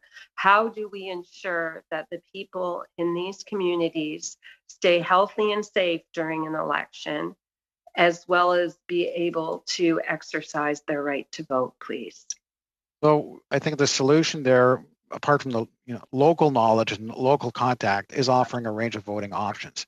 And so for those electors who are vulnerable and those electors who feel that either have COVID or at risk of having COVID because of where they are and who they've interacted with, to reinforce the importance of alternative voting options such as mail-in ballots. And so we have messages to reinforce that, to make sure that electors have a range of options to vote in a way that is safe. Thank you. And I'm going to ask then about how do you ensure in communities where there are multiple languages, and in communities where there is a high percentage of first generation families, that they will have the information to exercise their right to vote during a pandemic? So I think that's an excellent point. We carry information on a broad range of languages, and I don't have the specifics, but I'll be happy to provide that information to the committee in terms of the different ways in which we communicate to the different ethno-linguistic groups in Canada. So I'd be happy to provide more detail on that. Thank you. And I would ask that you do table that with the community, and with that I will, with the committee, sorry. And with that, I will say thank you. Thank you. Monsieur Terrien. Mr. Terrien. Thank you, Madam Chair. I'd like to come back to a point you raised earlier. You said that you weren't doing any IQ tests at all. That's not actually what I was talking about when I raised the question. When the election list is done in Quebec, there is an accounting of people who may face intellectual challenges and may not be on that list. So I'd just like to know if you go through that exercise. Well, any testing is unconstitutional, so it's not part of the Elections Act. There is no criteria for intellectual abilities under the Act. Well, then let's say I'm in a long-term care home, and I'm psychologically lost. It's an unhappy situation, but it's true. There are some entire floors that are like that. Let's say they're allowed to send mail-in ballots. Is that what I heard? There is a way to vote in long-term care homes. There are mobile polling stations. And when people are in these homes and when they're even in beds, then they can vote right at their bedside. But there is no test. There is no IQ test. Right, I understand. Let's say there's a caregiver or an orderly who is responsible for collecting the ballots or even handing out letters to these people. Well, that person may be filling in those applications and sending them to Elections Canada. Well, the caregiver would help fill in those forms, yes, but the kits would be addressed to the voter, and the voter would have to fill in the form, that is to say, fill in the ballot. And there is a provision that allows for assistance to voters who require that help in filling in their ballot. That is a provision that has always been used, that was adopted by Parliament, and it has been around for a long time. What I'm saying is that if you are allowing more mail-in ballots, then it's possible, and I'm just saying it's possible, that there may be more problems regarding people's ability to vote and whether or not they have actually voted. In other words, there's a risk of fraud. Well, I would say that those risks aren't any higher under these circumstances. The people you're thinking about are people who already vote with assistance. And so the situation is no different. What is different is that people who are able to vote may choose mail-in ballots because they prefer not to go to a physical location. And for sure, there will be more of that.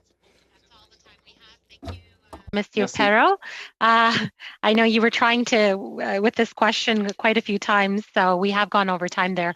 But Mr. Blakey, you are next for 2.5 minutes. Thank you. Monsieur Perrault, in your legislative proposal, in your special report, there are some clauses around the coming into effect and the timing of the coming into effect. That, you know, if these legislative proposals were passed and they received royal assent, but an election were to happen within a certain time frame of royal assent, that these provisions would not apply. I take it to mean that the start date of an election, therefore, is an integral part of the question of the proper conduct of a federal election. Is that a fair claim, that it matters when the election starts in terms of how you would proceed vis-a-vis the changes in rules that Parliament may make?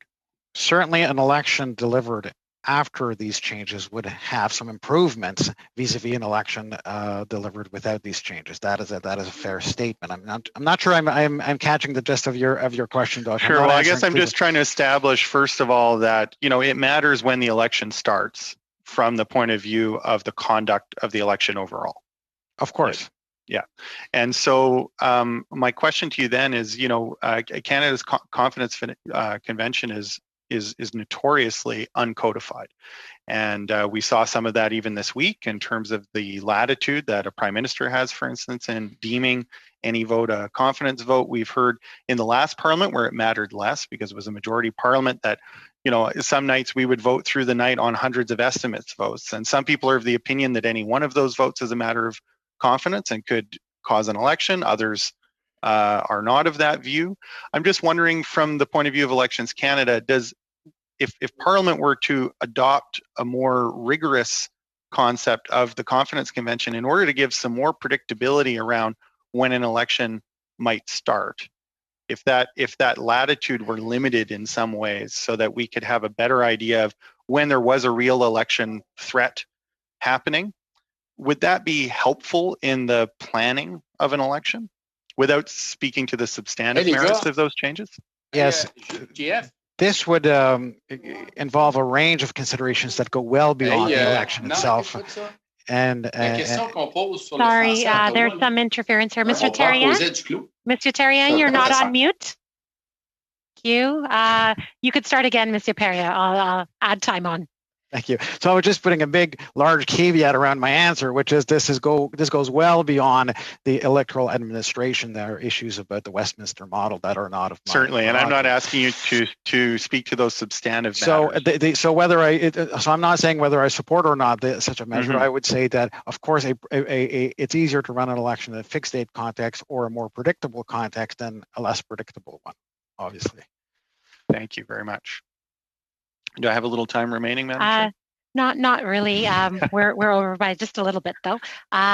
Thank you. Next, we've got Ms. Vecchio, please. Thank you very much. And continuing with some of the thoughts that Tom had on this and Mr. Thériault, just looking at some of the things when we're talking about mail-in ballots as well as takeaway voting packages, if that's going to be an option. When I'm looking at some of these things, and my parents are always going to sit there and say, Karen, you shouldn't say how old we are, but my parents are in their 80s. And I mean, they do not use online services. I go over there and do the services for them. What do you have available? Because we have to recognize that seniors right now have been isolated in their homes. There are a few people coming in and out of their homes, but what do you have? And let's say somebody has moved or needs to register because they've come into a new voting district. What do they need to do? And when it comes to document uploads, what are you doing there when it comes to providing these providing the identification of proof of address if somebody's trying to register to vote? couple of aspects to your question. I hope I'll be able to answer them. But I think the basic point, I think, is a very valid one. We would never move to fully and exclusively online application system. There always has to be a real person telephone interaction or service point interaction for people who do not have access to computers or are not literate in terms of using their computers. So it's about adding channels, not removing channels that we're doing. On the online application system, voters would upload their identification documents as they do right now when they register online. So we already have this process in place for registering. What we do not have for most Canadians, and there are technical exceptions here, but is a widespread available online application for special ballot. Now, and I'm sorry, I think I lost there's a third component to your question that I may have lost. It's okay. I think that's one of the things that I want to focus on is I know that going through the CERB programs and different things like that, and I think every single member of Parliament, we've been trying to be there for our constituents. We're going to see the same matter where we have people that will need assistance to register. They will need that type of assistance. And people, as I said, have been isolated and really don't have that opportunity to go into people's homes to assist them because of the concerns of COVID-19. So I understand that we want to make it as easy as possible. But if a senior is isolating and cannot get out to, does not have the competence to go, or I shouldn't say competence, does not have the ability to go online and upload, yet does not feel comfortable going to an Elections Canada office, what options are going to be there for them to get a ballot?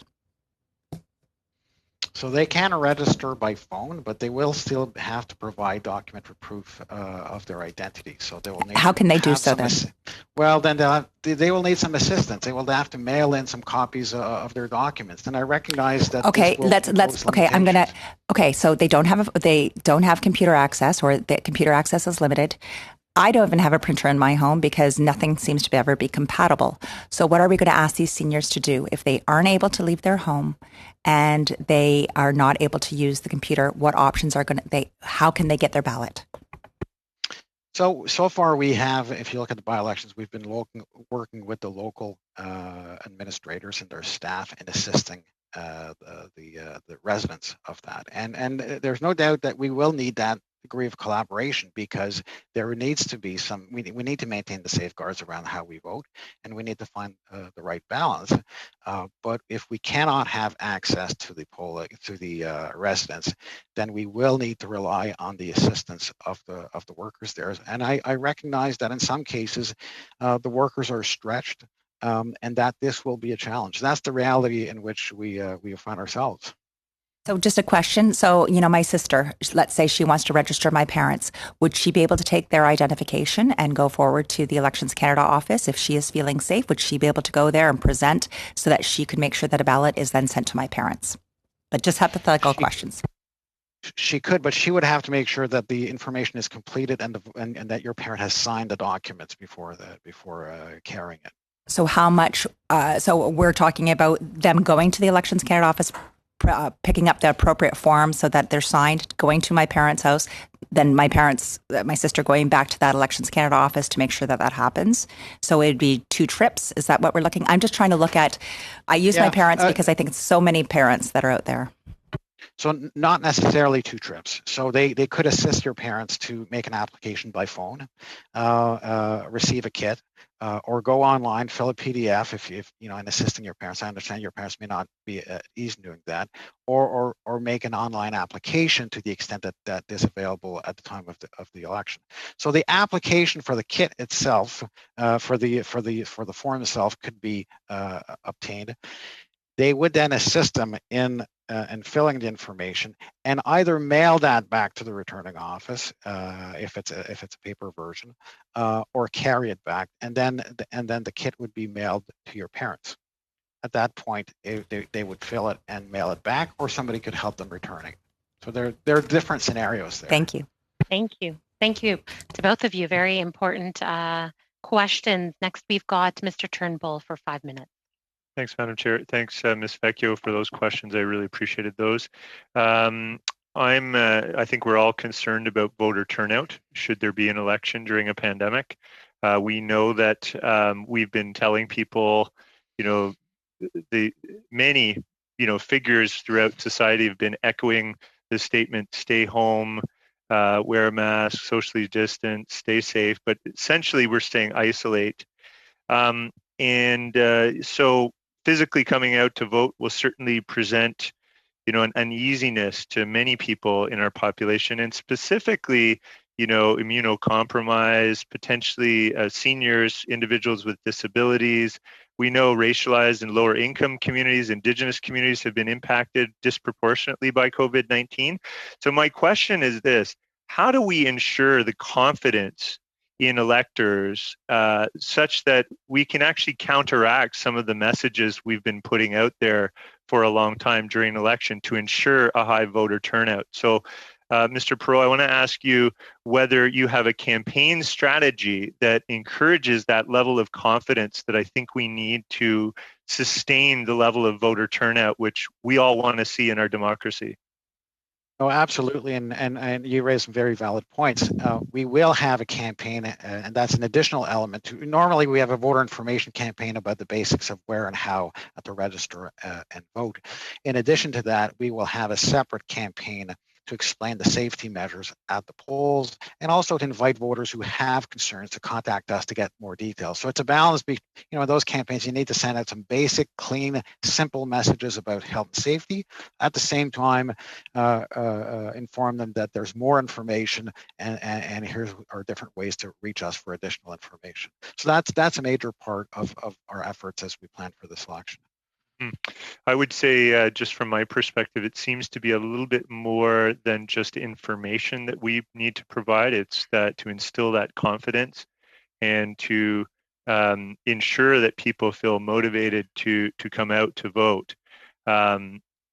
So anyways, maybe we can dig into that some other time, but I have another question about campus voting.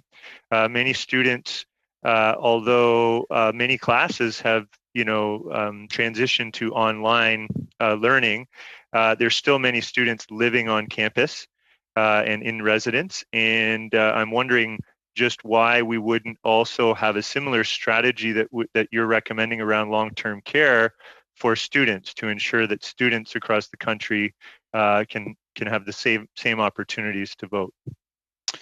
So I want to make an important distinction here. We've said that for this election in a pandemic, we would not offer on-campus voting. And by that, we mean on-campus voting for out-of-home electors, or students who reside away from the campus, who would be voting in their home riding. Now, there are, as you say, residencies, and there are students who live on campus. And to the extent that there are significant numbers, and that's the work of returning officers in preparing for the election, that there can absolutely be some local polling.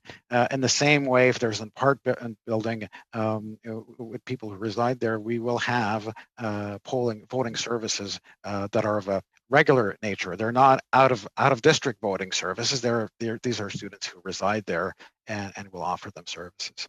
So it's not correct to say there will be no voting on campus. There will be no services for out-of-district electors on campus. Okay. I want to ask you another question about patterns of voting behavior based on what we're learning from the two by-elections. And I know those by-elections officially happen on Monday, October 26th, is my understanding. But leading up to E-Day, what have we seen in terms of voting behavior? Can you give us any statistics or any insight into the differences that we're seeing during this pandemic? So I can, and I'll ask Mr. Roussel to add in information if he feels that's useful. But it's a low turnout election. It is not unusual for by-elections to be low turnout, so it's hard to make predictions.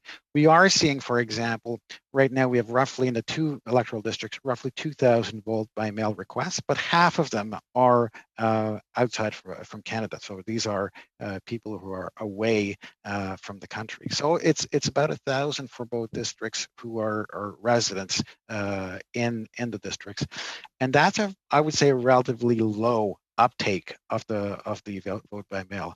I have no I draw no lessons from that for the general election. So it's very, very difficult to make those connections. In the same way that, we don't have any recruitment challenges, but that's because they're recruiting out of district because it's Toronto.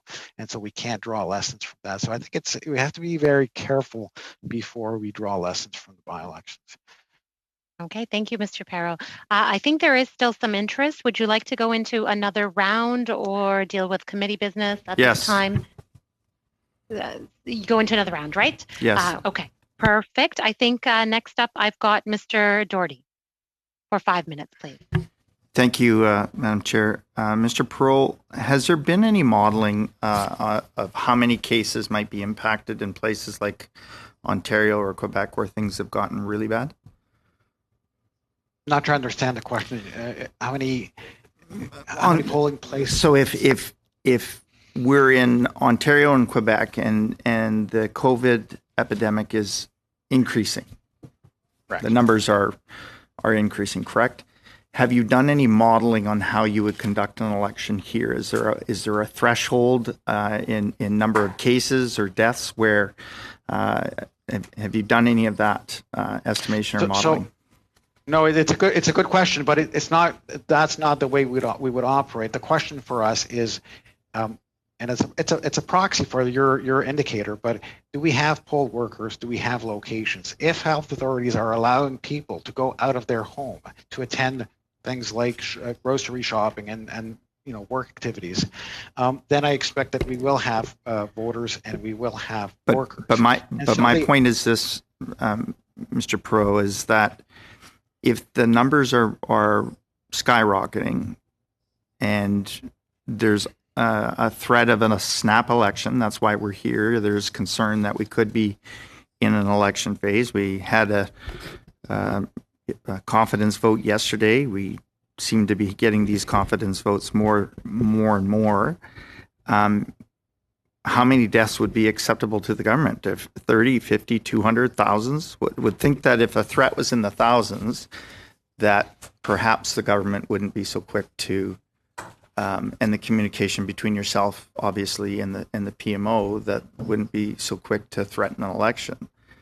But if the threat's in the dozens, if the numbers are at a certain point, does that go into your consideration, or are you pure like Canadians' safety and security, or are your concerns purely on the safety and of the poll workers and the ability for them to conduct an election? No, I want to make sure that I'm clear here. My concerns about safety are for all Canadians, voters, and poll workers. The point I was trying to make is that the rates of infection will impact public health authorities' directions. And it's those directions that will impact our decisions. And so indirectly, you're quite correct that rates of infection as they climb could trigger situations where we are not in position to run an election. So are you in a position to advise? Have you got that threshold where you're in a position to advise the PM that it's not advisable? That is for that is the role of public health authorities. That is not the role of Elections Canada. They will advise on what behaviors are acceptable or advisable during the pandemic based on the rates, and those behaviors will inform our ability to safely conduct an election. So it's indirectly related, of course, but it is not a model in which we use numbers to declare our ability to run an election. So I'm not asking you to comment on this, but it's rather my comment. Then it would be safe to say it was fairly reckless for the Prime Minister to suggest a confidence vote yesterday and possibly throw our country into the middle of an election during a pandemic if he hasn't consulted with our Chief Health Officer, Dr. Tam. Do you get the sense that the Prime Minister has a threshold for cases and deaths that he would be prepared to risk? I cannot speak for any Prime Minister, Minister, or MP. Okay. In the case of the foreign elections that have taken place in New Zealand, you said you haven't consulted broadly, but what were some of the concerns that took place, say, in New Zealand over the course? Are you able to provide some of those concerns that they had, challenges that they faced? Well, as you may know, there was a decision in New Zealand to postpone the election. And I don't know the details of the legal mechanism that they have there, so that's unique to their circumstances. New Zealand has a population of just under 5 million, so it's not unlike British Columbia, for example, right? In terms of the population size, they had a very, very, very low rates of infection. I think lowest in any jurisdiction in Canada, perhaps, except PEI. I'm not sure about that, but very, very few cases.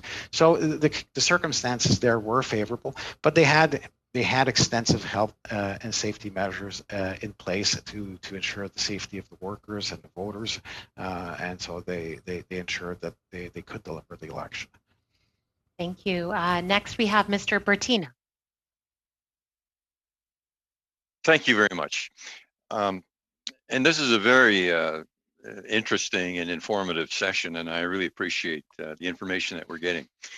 My origins are Croatian, so I was asked to interview that came up with regard to the Croatian elections, which did not allow, the Canadian government at the time did not allow for balloting to take place at the Mississauga consulate or the Ottawa embassy. And in a few short days, we managed to resolve that. And it seems to me, as we were going through that procedure, it had something to do with provincial regulation. Therefore, the federal government's responding to that, and at first not allowing the voting to take place, and then allowing the voting to take place. So it was resolved. But I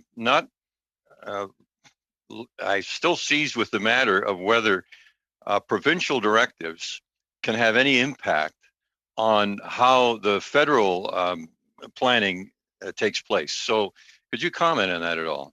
I can, certainly more so than Croatian elections, I have to say. So technically, provincial rules do not bind federal authorities. Okay, there are legal exceptions to that, but as a broad principle, that's a fair statement. That is not to say that we cannot choose to abide by the provincial rules. And so when we're delivering this election, and one of the challenges is understanding the various rules in place, and I think it's also fair to say that electors would expect to find in a federal polling station or returning office the same kinds of measures that are imposed provincially based on the local health authorities and the pandemic situation there, which varies, as we know, quite considerably between areas of the country. So for us, it's critical that we take into account how Canadians in their local circumstances are being directed, and that we don't ignore the directions of local authorities. While we may not be technically bound by that, I don't think Canadians would be reassured or understand why they would have a completely different experience when entering their polling station than they do when going grocery shopping, for example. So along the same vein, and this matter was brought up earlier, but I'd like to address it again. What sort of circulation among ethnic media is done with regard to the Canadian federal election? So I will be happy to provide that information. There's quite a bit of detail on that. There's, I think, 18 ethno-linguistic media that we cover. But rather than mislead the committee in details, we'll provide those details subsequent to my appearance. I appreciate that. Thank you very much, because excuse me, bit of a fall cold. The fact is that often within those communities, things travel more word of mouth than by fact. And in this case, we were, as a government, severely criticized by the groups for not allowing this vote to take place, when, in matter of fact, it seemed to be a bureaucratic stumble that was quickly resolved. So I would appreciate hearing back from that, and the reassurance that you've just given us that we do take strong measures to see that the right information is within those communities. Yes, I'll get some information back to the committee on that point. Those are my questions, Madam Chair, and I'll be pleased to move on now. Thank you. Seeing as how there's about a minute left, I was wondering if I could get in a quick question. Earlier, you had mentioned that Canada Post was fairly efficient with the mail, its packages that they're having some issues with. And I heard on the news today that they were warning people to get their Christmas packages out now because there's no guarantees. And I see that you have a requirement that the mail-in ballots be received by a certain day. Could that requirement, or have you put thought into whether that receive date could be changed to mail date or a post-dated date, just because you never know down the road if Elections Canada may, their circumstances may change and they may not guarantee it getting within a certain time. I'm just hoping that voters would not be disenfranchised because mail is late. What are your thoughts on that? So we do have, as part of my recommendations, there is a measure that we think that the mail should be allowed to come in at 1 day after polling day to provide additional flow for the return envelopes, provided, however, that the mail has been posted, has been in the hands of Canada Post before the close of polls. Of course, we don't want people to be voting after the close of polls and then sending in their ballots. So, assuming that we have our recommendations, we would allow extending the receipt of ballots 1 day after the weekend voting. So, correct me if I'm wrong. So Sundays the polls would close, and you would receive up until the Monday. But what if they had put it in before the close of polls, but you didn't receive it by the Monday? Then what happens? Then it would not count unless the legislation is relaxed further than is being recommended. And that's something that you could consider adding some more days. But at some point in time, we probably do want finality and say, yes. And that's what we have. At every election, there are late ballots, and these do not count. So we have to draw a line in the sand as to where it stops counting. And I'm proposing to extend that 1 day beyond polling day, but I'm happy to consider other measures, of course, that Parliament will want to propose for that. Well, thank you to the committee for your Madam indulgence. Madam yes. Chair, Yep. if I may, I recognize it may be on our agenda to have 15 minutes of committee business, but I'm frankly wondering if our time isn't better spent continuing with the current round of questioning. So I would just put it to the committee that if it's okay with our witness and it's okay with the committee, that we spend the next 15 minutes proceeding with the current round of questioning instead of releasing our witness and continuing on to committee business. Madam Chair, agreed. Absolutely, then that is fine with me. As long as you have questions, I think it's really important for us to get those answers. Monsieur Terrien. Mr. Terrien. Merci. Écoutez. Thank you. I'd like to come back to the implications on voter turnout. Are you in a position to assess this? Do you have any targets? Will it really depend on what's happening with what the pandemic is doing at the time? I think there are too many factors involved that allow us to assess voter turnout. And I don't really have any target numbers either. I think one can assume that there may be a lower rate of participation. However, when you look at what happened in New Brunswick, I don't think that was the case. What we saw in New Brunswick was that there was a lot more advance voting. And there was a higher ability to provide for that as well. So it'll be interesting to see what happens in British Columbia and Saskatchewan. And I think those will be a good indication, perhaps more so than New Brunswick. So really, the biggest challenge resides in the hiring of staff. That remains the biggest challenge from what I've understood. Now, a quick question. Let's say Justin Trudeau decides to call an election. He can ask the opinion of Health Canada or not. But let's say he decides to go into an election. You do not have the mandate to say, no, we can't do that. Under your mandate, you have to do that, don't you? Yes, absolutely. My job is to deliver the election. Well, then let's hope that everything will happen in due course. Thank you. Okay. Thank you. Mr. Blakey. Thank you, and I'm happy to take the balance of Mr. Terrien's time if he's okay Sure. with that.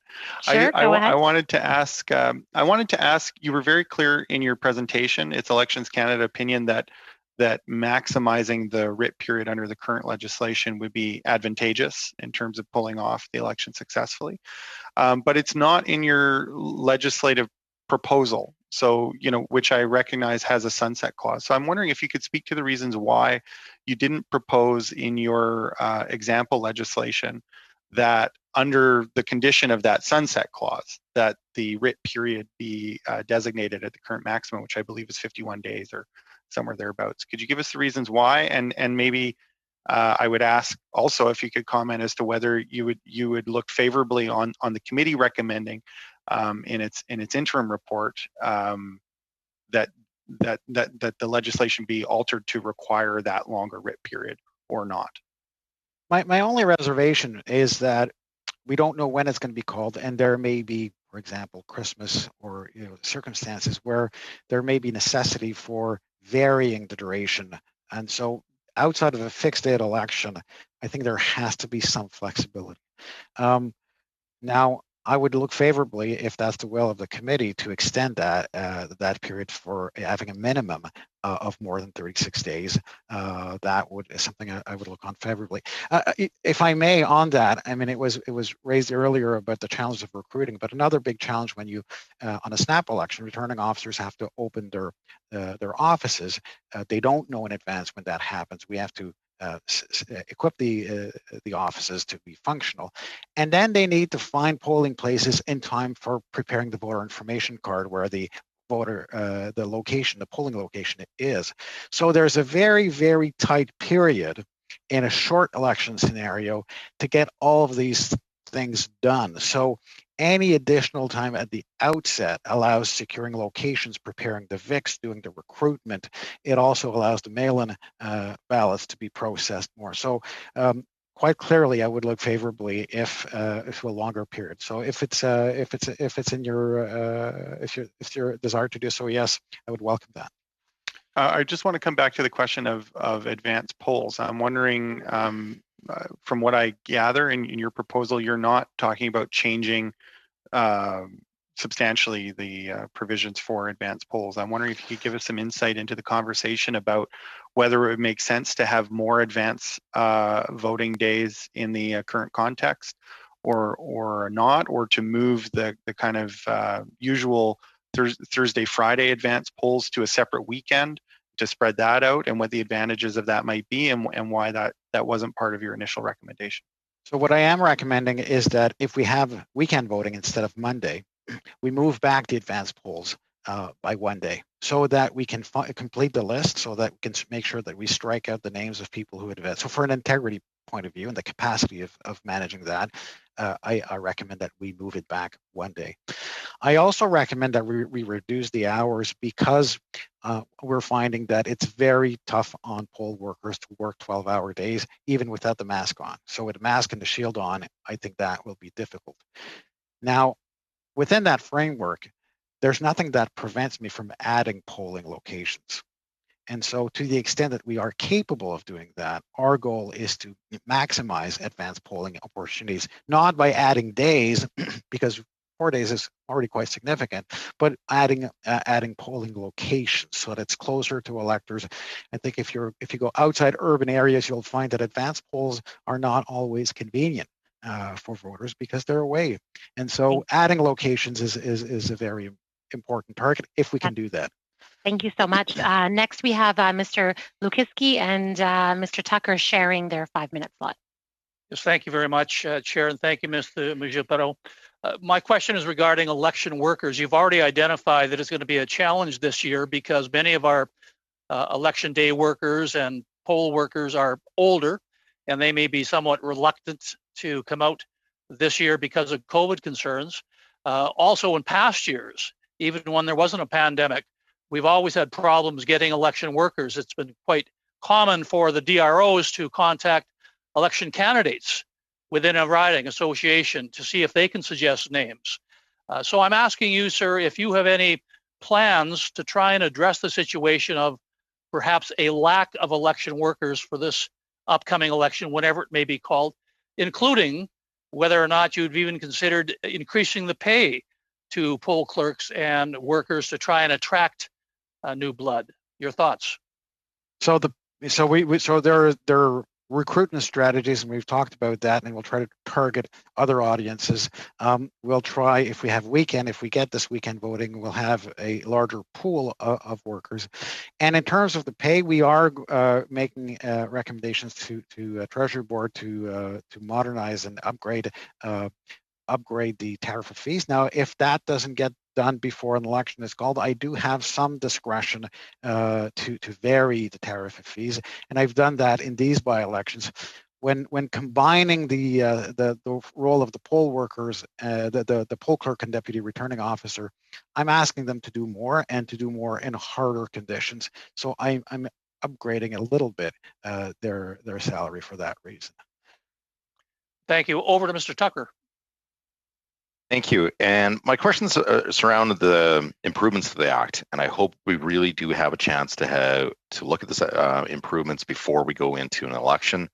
If we don't get those improvements, especially on the emergency powers, I believe in Elections Canada, I believe in you, in your ability to hold a fair election. But if we don't get a chance to make those improvements, what happens when a province unfortunately goes through a very severe outbreak and they have stay-in-order orders for its population? If we don't have the improvements, we go back to whatever has been passed. What happens, or how do you make that?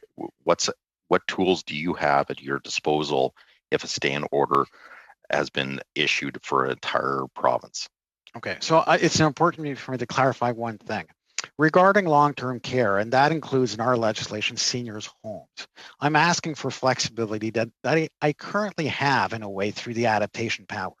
Okay, I'm asking for it because given that I know in advance that I will adapt the law out of deference for Parliament, I'm saying put the flexibility yourself in that legislation. But if there's no bill, or if the bill doesn't pass, for that measure, which is in my view a critical one, I do have an adaptation power. Okay? But what about the general public, though? Like, so if everyone has to stay at home. If everybody has to stay at home, that is basically a catastrophic scenario. Then that raises the question of Section 59. If everybody has to stay at home, I will not. Sorry for being technical. 59 is the recommendation to cancel or postpone an election. If I don't have poll workers and I don't have voters, I don't have an election. What I've said on that point before is that Canada is not a vote by mail, wall-to-wall country. That is not our service, and our regime contemplates a range of voting options. And it's one thing for having some restrictions and some limitations, but conducting an election entirely by mail is not what this legislation contemplates. And so, in your dramatic scenario, this would bring into question the use of the canceling, the power to recommend canceling an election on a per writing basis. So on that scenario, say if it's province of Ontario, stay-in order for the whole province has been issued, what do we push back all those ridings for a month until hopefully we get a handle on the pandemic? And then how do you see that playing out if a province goes, and it's happened already this year? So I don't know that there's been any circumstances this year where I would be prevented from running an election. Maybe at the outset of the outbreak, when there was more confusion amongst the population. But in your scenario, if I recommend to the governor and council to cancel the writ, it is the decision of the governor and council, and they must by law call a new election for those districts within 3 months. And technically, then the scenario can be repeated if it's not better in 3 months. So that is the absolute worst case scenario in the books. Well, let's hope and pray that doesn't happen. And once again, thank you for the hard work that you and your staff are doing to make sure that we have fair elections in Canada.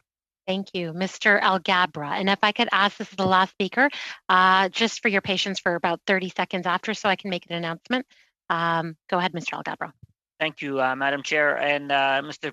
Perot, let me correct myself. Somebody, a colleague reminded me that we're in a pandemic, so condo facilities would probably still be available on weekends because there are no events being held. So, but you saw how I asked about the weekends and election day. I am concerned about completely removing election day as a Monday because of the traditions and perhaps people being away on weekends, etc. So how would you feel if we added the weekend before election day as you propose, but also kept Monday with shorter hours? How would you feel about that? So this is something that we have considered and decided against because of the difficulty of having the polling location. So let's say we get access to a school on the weekend for a particular area. We will not have that school for the Monday. So we will not be able to pursue the voting operations. And then we also face the recruitment challenges of having, very large numbers of workers available on a Monday. So for that reason, I've decided to recommend having an entirely weekend voting, keeping in mind that there is weekday voting on advanced polls. It would be on my recommendation the Thursday and Friday of the preceding, prior to the preceding weekend. So there are 2 days of advanced voting that are not weekend days. Yeah, it's just I have concerns about people's awareness, and as we know, as humans, sometimes we may procrastinate and we wait till election day, and if some of the mail-in ballots are still arriving on Monday. So anyway, I think it's interesting for our committee to study this. My last question for you is that it's obviously Elections Canada that regulates the conduct of candidates and parties. Have you thought about regulating how candidates conduct their campaign within a pandemic? So we do not have any authority to regulate how candidates do their campaign during the pandemic. I want to be clear about that. There are rights to campaign in the Act, for example, accessing buildings, apartment buildings. In these provisions, there are limitations for health reasons, but that's governed by the Elections Act. Our role is to inform candidates, inform landlords, sensitize candidates to that. We've also taken measures, for example, as you will all know, having been a candidate, that you need 100 signatures, and that can be a challenge. So in the by-elections, we have single-page signatures, so that, and that was recommended by the public health authorities, so that we don't pass around the same page from one elector to another. So we are assisting campaigns in that way, but we don't have the authority to regulate their behavior. Don't you regulate campaign expenditure, advertising, etc.? That is all in the legislation, and that is not something that I would seek powers to adapt. I think that belongs to Parliament, in my view. Okay, thank you, Madam Chair. Thank you. And thank you, Mr. Perot and your whole team. I always feel more confident about our elections after you make a visit. Yes, Mr. Lokiski. And I'm sorry to interrupt, Madam Chair. I know you're just going to the quick close and then adjourn, but I would like to suggest, Madam Chair, for your consideration and that of the entire committee, we've heard some excellent discussions. We've had an excellent discussion today and heard some good recommendations by several members. I would like to say that, in my opinion at least, I think it would behoove this committee if we could get a finalized study tabled in Parliament before we rise this Christmas. There is an opportunity, of course, for the government to enact legislative changes. Whether they wish to do so or not, that's strictly up to them. But I think if they are considering any legislative changes to the Elections Act, it might be helpful if they had a copy of our report that they could refer to. Whether or not they choose to accept any or all or reject any or all of the recommendations we may provide them, again, that's up to the government. But I would like to suggest that we plan to try and complete our study and have a report tabled prior to the Christmas break come this December. Absolutely. I couldn't agree more. I think it's only helpful if we can provide our feedback. Madam Chair. And according to the motion that has passed to allow for this study, we are required to table an interim report by December 1st.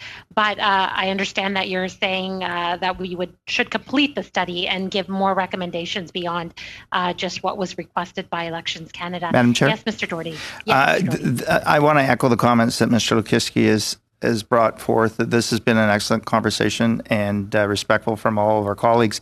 I was just wondering if I know we talked about it in our previous meeting, if we could ask Mr. Parole if he is willing to appear before the committee after the next provincial elections are finalized, and if any other concerns come up during those, that we may be able to question him on that. I think it's germane to the discussion and to the report that we will be filing. Yes, Mr. Perot, we did discuss in our previous meeting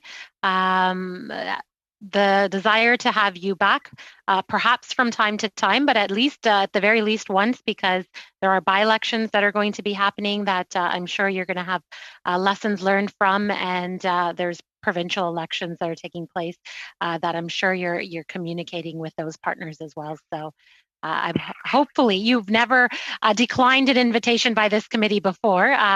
Hopefully you will be available. I hope I never do decline an invitation by this committee. I will make myself available, of course. My pleasure. Yes, thank you very much. So I guess the witnesses can be dismissed at this point.